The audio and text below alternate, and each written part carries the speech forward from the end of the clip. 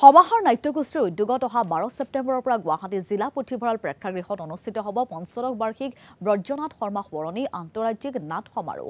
15 ছেপ্টেম্বৰলৈকে চলিবলগীয়া এই নাট সমাৰোহত 4খনকৈ নাটক প্ৰদৰ্শন কৰা হ'ব।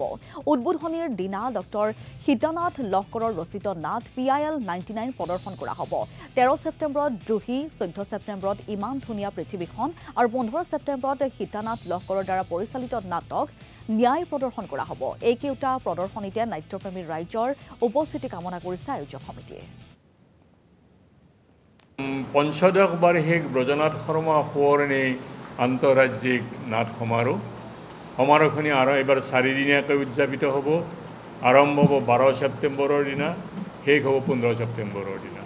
ইয়াতে এটা কথা উল্লেখ কৰিব বিচাৰিছোঁ, 15 ছেপ্টেম্বৰটো ব্ৰজনাথ শৰ্মাৰ জন্মদিন আৰু 12 ছেপ্টেম্বৰটো তেৰাৰ মৃত্যুদিন। দুইটা দিনেই আমি সামৰি লৈ এই ফেষ্টিভেল পাতি আহি আছোঁ। গতিকে এইবাৰো আমি এই দুটা দিনেই সামৰি লৈছোঁ। আমাৰ তাত টিকট থাকিব। টিকটৰ ন্যূনতম মূল্যটোও কৈছোঁ 50 টকা। গতিকে এইটোৱে হ'ল কাৰ্যসূচী আৰু অনুষ্ঠান উদ্বোধন কৰিব বিশিষ্ট ৰাজনীতিবিদ, লিখক, ঔপন্যাসিক, চিন্তাবিদ হেমেন দাস ডাঙৰীয়াই।